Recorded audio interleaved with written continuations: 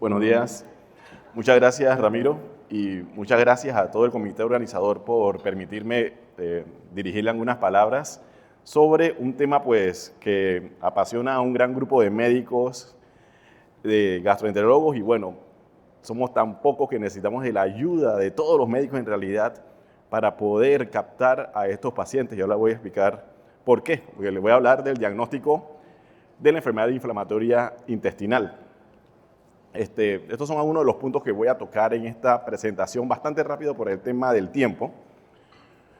Pero si nos vamos a la definición, en realidad la enfermedad inflamatoria intestinal es una entidad crónica de la cual desconocemos la causa, en donde esencialmente se postula que hay un problema en la regulación del sistema inmune que provoca, luego de la estimulación por un antígeno que desconocemos, la activación de la cascada inflamatoria en el intestino y otras partes del cuerpo en forma crónica y hasta el momento incurable. No conocemos la causa y tampoco conocemos cómo curarla definitivamente, excepto en unas muy contadas casos.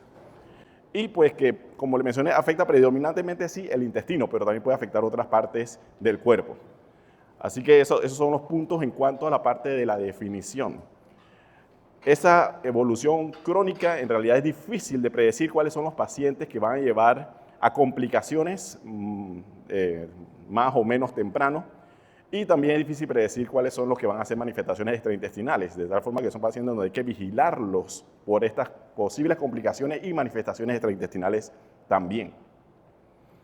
Bueno, un poquito de historia, en verdad las descripciones de diarreas no contagiosas se están dando del 600 a.C., pero no fue hasta en unas cartas al New York Times en 1859 del doctor Samuel Wilkes, en donde por primera vez se habla, por ejemplo, de colitis ulcerativa.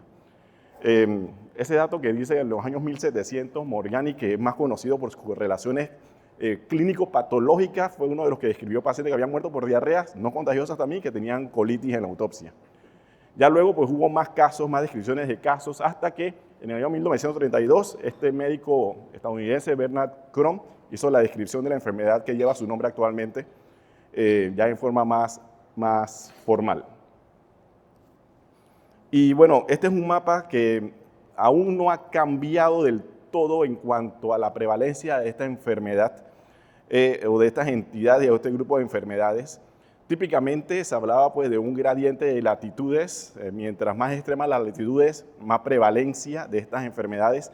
También va un poco de la mano del grado de desarrollo socioeconómico de las regiones en donde se encontraba a mayor desarrollo socioeconómico, mayor prevalencia de estas enfermedades también.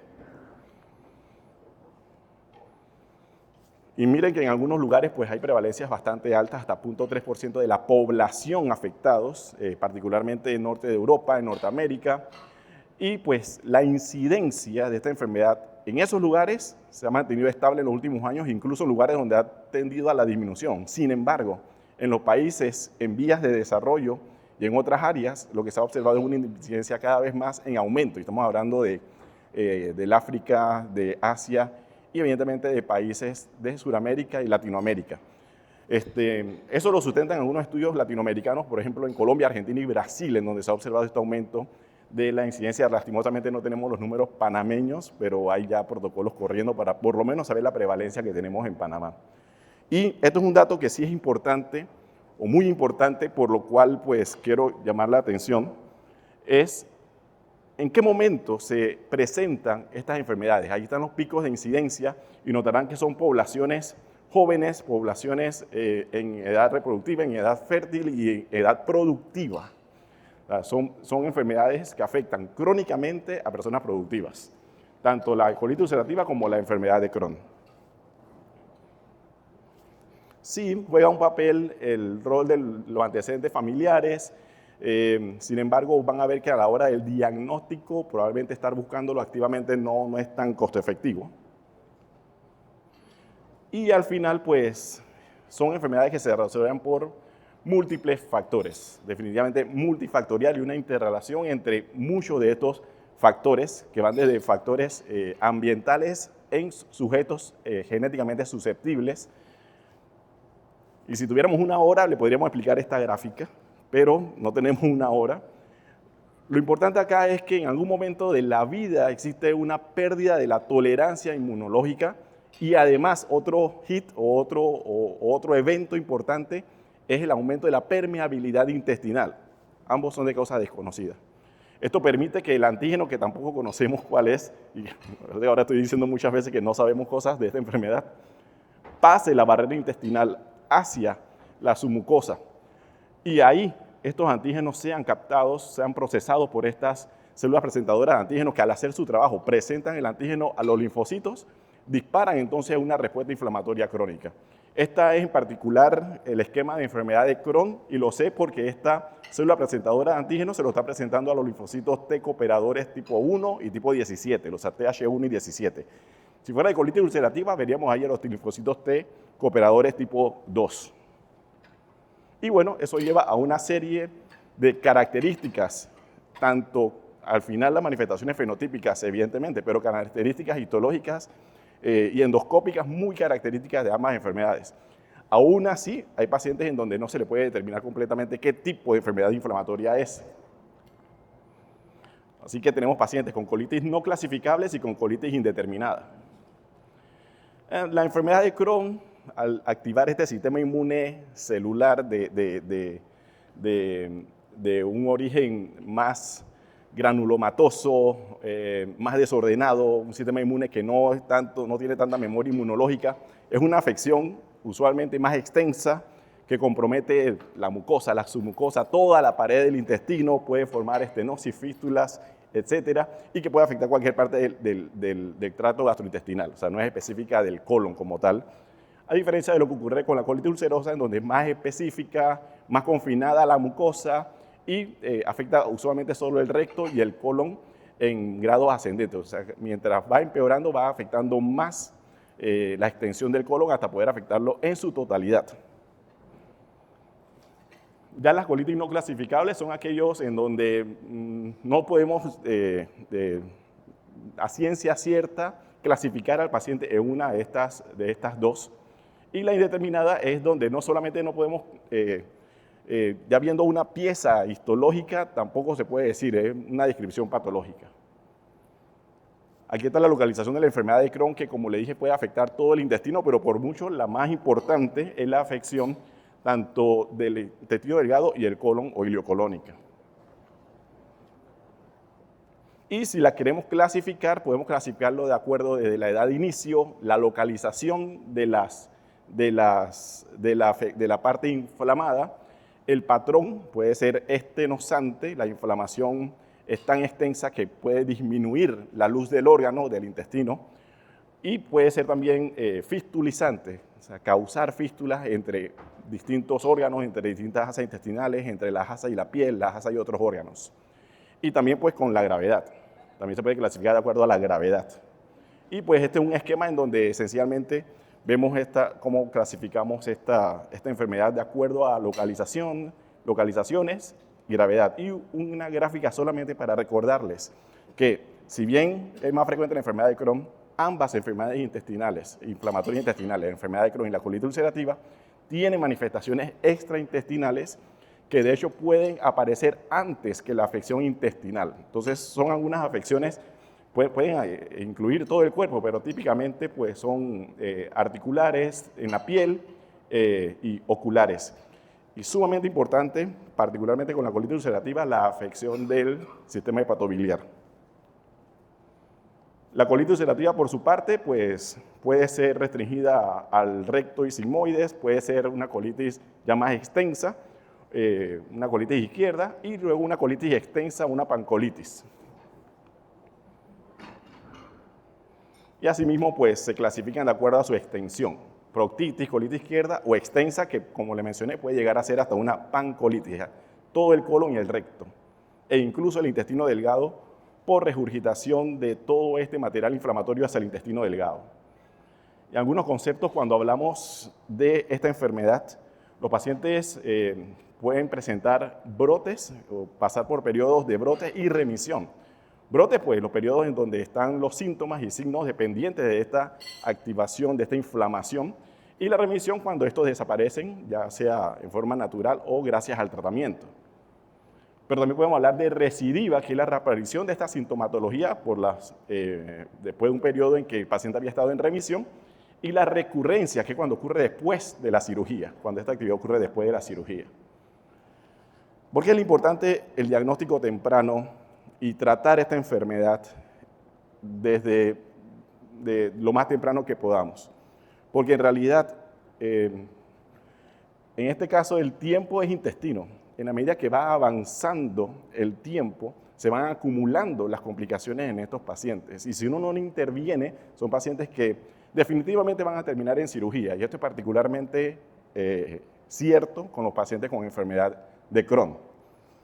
Entonces, como verán, esa es una gráfica que cuando uno va a los congresos de enfermedad inflamatoria intestinal, uno se puede poner a contar cada vez que sale esta gráfica en las conferencias y son muchas veces, siempre va a aparecer esta misma gráfica en donde en la medida que avanza el tiempo, independientemente pues, de cómo se vaya comportando el paciente, van aumentando y toda esta área que está bajo esta curva es pues, toda la carga de enfermedad que llevan estos pacientes en la medida que van pasando los años. Y esto inicia incluso en la etapa preclínica de la enfermedad, donde lastimosamente no tenemos aún marcadores que nos sugieran que existe. No hay una verdadera forma de prevenirla, por decirlo de una manera, o de encontrarla en una etapa preclínica. Y pues también una gráfica que tiene que ver con los pacientes con enfermedad de Crohn en particular, que al inicio de los años desde el diagnóstico, la mayor parte de ellos son pacientes con un fenotipo solamente inflamatorio, pero bueno, siempre vamos a encontrar otro paciente con fenotipo estenosante y penetrante, con formación de fístulas, etcétera. Pero en la medida que va avanzando los años, van a ver que van aumentando la proporción de los pacientes que presentan estos fenotípicos que por mucho son más difíciles de tratar y de controlar y que muchos de ellos van a requerir pues cirugía. No es que la cirugía sea mala, pero en realidad queremos evitarla lo más que podamos en estos pacientes.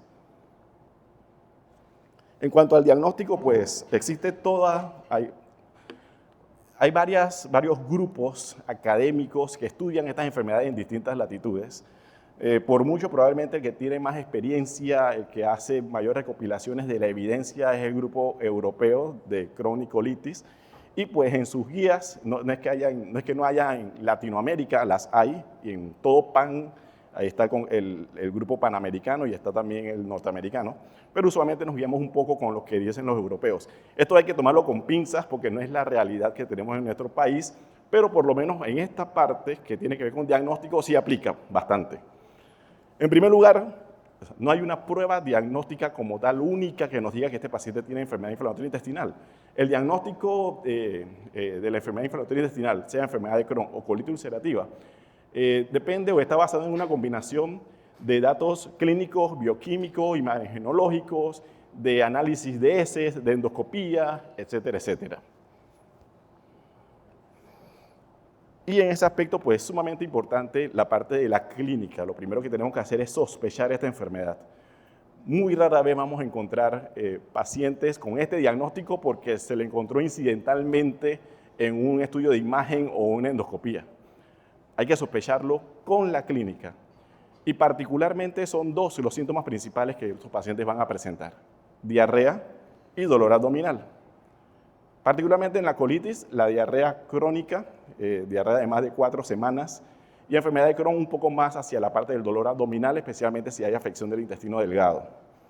Por supuesto que si el paciente ha pasado mucho tiempo con esta carga inflamatoria y si tiene esta afección continua sin ninguna intervención terapéutica, pues van a aparecer otros síntomas que son un poco de más seriedad, como desnutrición, como hemorragias gastrointestinales o ya pues datos de suboclusión intestinal por la estenosis.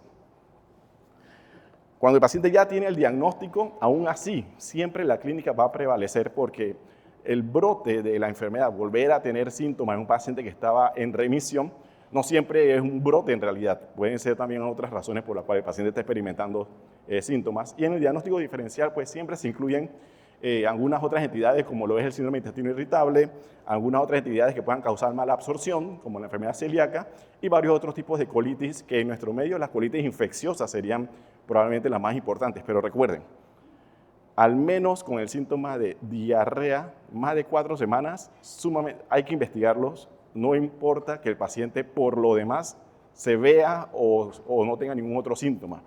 Más de 4 semanas hay que investigar a este paciente. ¿Y cómo lo vamos a investigar?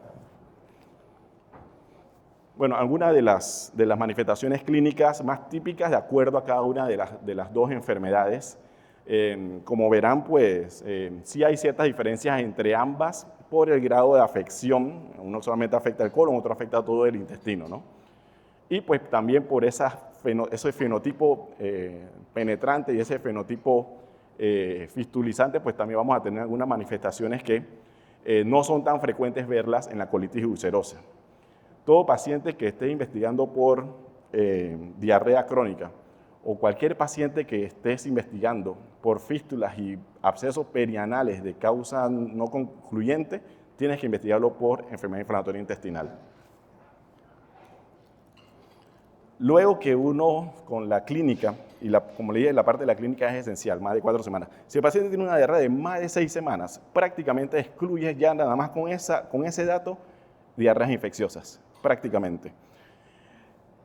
Después de eso viene la parte analítica y todo lo otro, toda la otra batería de estudios que a veces pueden ser un poco difíciles de conseguir, pero lo primero, pues la analítica. Como le mencioné, hacerle test genéticos, determinar que si el NOD2 o hacerle serología y estas cosas como se hacía antes, en realidad no nos ayudan al diagnóstico. Probablemente nos puedan ayudar si estamos haciendo ya algún estudio clínico o tal vez en algunas colitis indeterminadas. Y pues, además de ir a buscar causas, también hay que evaluar el estado nutricional de estos pacientes. También hay que buscar complicaciones, como le mencioné, y siempre estar pendiente del esquema de vacunación de estos pacientes. Y eso va a ser importante para en el futuro, para el tema también de tratamientos. Esto, lastimosamente, no le puse la referencia ahí. Aparece igual en las guías europeas, en todas las guías, pero también aparece en las panameñas. Por eso es que lamento no haber puesto la referencia ahí. Estos son esencialmente los laboratorios que le vamos a pedir a todos los pacientes. La biometría hemática completa nos interesa particularmente la presencia de anemia. La definición puede cambiar un poco si el paciente tiene datos activos de inflamación y de aumento de las plaquetas, la trombocitosis, que es un hallazgo, si bien inespecífico, bastante característico de los pacientes con enfermedad inflamatoria intestinal con inflamación activa. Por supuesto, datos que tengan que ver con las pérdidas gastrointestinales, electrolitos, etcétera, las enzimas hepáticas y las proteínas para ver un poco el estado de la nutrición. Marcadores inflamatorios, si bien son inespecíficos, el PCR por lo menos correlaciona bastante bien con el grado de actividad de enfermedad de Crohn y la muestra de heces. Curiosamente, cuando uno va a ver estas guías, que son de Europa, como le dije, y ponen muestra de heces, se van directamente a marcadores inflamatorios y a descartar Clostridium difficile, o sea, hacer determinación de toxinas y esto. Y ponen que tal vez buscar parásitos y otras enfermedades si el paciente ha viajado. Evidentemente en nuestro país no es así.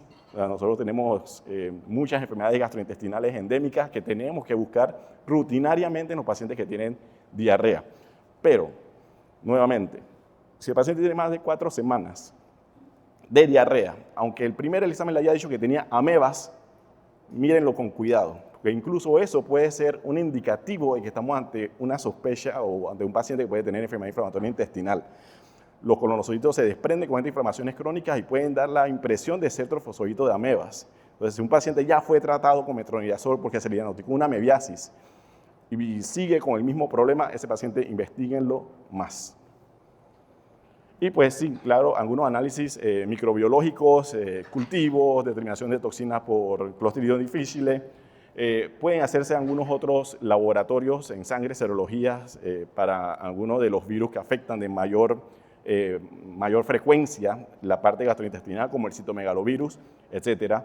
Y la calprotectina fecal cuantitativa. La calprotectina es una proteína dependiente de leucocitos que cuando se hace de manera cuantitativa, no es que nos dé un diagnóstico, pero sí nos ayuda a discriminar causas funcionales de causas inflamatorias de diarrea. Definitivamente no nos va a hacer distinción, puede salir de positiva por muchas razones. Sin embargo, en pacientes en donde tú no sospechas de enfermedades infecciosas, con proteína fecal cuantitativa elevada de más de 200, aunque el corte de los laboratorios va a decir que positivo es más de 50. Estos son pacientes que son altamente sospechosos de tener enfermedad inflamatoria intestinal. En cuanto a la parte de imágenes y endoscopía, estos son algunos de las declaraciones de este consenso, que por cierto no les mencioné, pero esto del ESGA es la Sociedad Europea de Radiología de Gastrointestinal y Abdominal, o sea que es un conjunto de esta parte de diagnóstico, la parte clínica, endoscópica y radiológica también. Y eso es porque estos pacientes, cuando uno tiene la sospecha de enfermedad de Crohn, requieren estudios del intestino delgado. Y pues también van a requerir estudios, evidentemente, de endoscopías. Y por mucho, pues la colonoscopía es la que nos da mayor información en cuanto a extensión y, por ende, pronóstico de estas enfermedades. Estas son algunas de las características que nosotros, los endoscopistas, buscamos durante la colonoscopía para distinguir entre ambas enfermedades. Pero incluso, aunque uno vea imágenes características en la colonoscopía, es una combinación de todas estas técnicas diagnósticas para poder al final decir qué tipo de enfermedad inflamatoria es. Y esto tiene mucha relevancia en cuanto al tratamiento que se le va a dar después, porque no es igual para ambas enfermedades. La endoscopía además nos permite obtener material histológico para que complemente el diagnóstico. Y todos los pacientes a quienes se les sospecha enfermedad de Crohn deberían llevar, como le mencioné, un estudio de intestino delgado. Esto probablemente sea un poco más difícil el acceso, pero cada vez se está abriendo más el acceso a estas técnicas, tanto endoscópicas como de imágenes, para poder determinar la extensión de la enfermedad de intestino delgado. Desde lo que se ha comentado ya previamente, el ultrasonido intestinal, resonancia magnética, enteroresonancia magnética y la cápsula endoscópica. Solamente hago un paréntesis aquí que en la parte de ultrasonido intestinal, incluso ayer fue el taller de Sendigastro en cuanto a ultrasonido abdominal e intestinal para médicos. Ya hubo algo de experiencia en cuanto a ultrasonido intestinal y ambos expositores estuvieron ayer casualmente. Esto fue una experiencia previa. Ya el doctor Ruiz Gerardo nos comentó de las ventajas del ultrasonido. Se puede hacer al lado de la cama del paciente en la consulta, pero todavía nos falta un poco de tiempo antes de llegar a ese punto de tenerlo ampliamente disponible. Lo otro es la cápsula endoscópica. También cada vez, si uno hablaba de cápsula endoscópica hace 20 años, hablaba de ciencia ficción. Y si lo hablaba en Panamá hace 10 años, hablaba de ciencia ficción. Pero ahora es un estudio que está disponible en el centro. Y este es un caso de la vida real, una paciente de 28 años, anemia ferropénica en estudio sin respuesta a tratamientos con hierro, con endoscopías altas y bajas negativas, o sea, normales. Y este es un estudio de cápsula endoscópica en donde se observan, esta es solamente una muestra, pero esta es una úlcera en el ilion distal, por suerte en el ilion distal, que fue accesible entonces a una enteroscopía a través de una colonoscopía con acceso al ilion distal. Y luego, pues, la prueba de imágenes, si bien la enteroresonancia magnética es de la que tiene más evidencia para poder evaluar el intestino delgado, pues también en antaño todavía puede que en algunos lugares existe el centelleo con leucocitos marcados con tecnecio. También la enterotomografía nos puede ayudar, tanto los estudios de imágenes nos ayudan además para poder evaluar algunas complicaciones locales que pueden darse en estos pacientes, como la presencia de abscesos intraabdominales, etc. ¿Qué es lo que queremos evitar? Pues que los pacientes evolucionen. Si los encontramos en un fenotipo inflamatorio, tratar de manejarlos y que no evolucionen hacia el fenotipo estenosante o penetrante. Por epidemiología sabemos que un porcentaje de estos pacientes van hacia allá. Sin embargo, pues en la medida que tengamos una intervención efectiva y más temprana, se podría evitar. Y en la colitis ulcerativa, estas son las posibles, los pronósticos de estos pacientes. Gracias a Dios, es un pequeño porcentaje solamente de los que debutan o presentan entonces colitis agudas fulminantes. La mayor parte de ellos van a tener una colitis crónica intermitente, periodos de remisión, de brotes y remisión, a menos que nosotros intervengamos.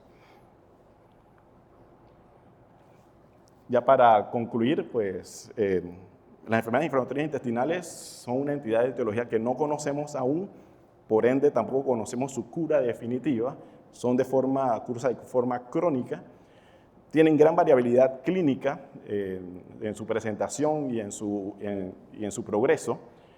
La colitis ulcerativa esencialmente afecta de manera continua toda la mucosa del colon, desde el recto hasta el ciego y por regurgitación incluso el intestino delgado que se encuentra adyacente, mientras que la enfermedad de Crohn va a afectar una afección transmural en parches de todo el intestino. En el diagnóstico debemos excluir enfermedades infecciosas y pues tratar de encontrar estos datos que nos confirmen la enfermedad inflamatoria intestinal valorando su extensión. Siempre va a haber un porcentaje de pacientes que a pesar que le hagamos todo lo que le mencioné, no lo vamos a poder clasificar. Okay. Y muchas gracias. Creo que sí las preguntas van a ser al final del módulo.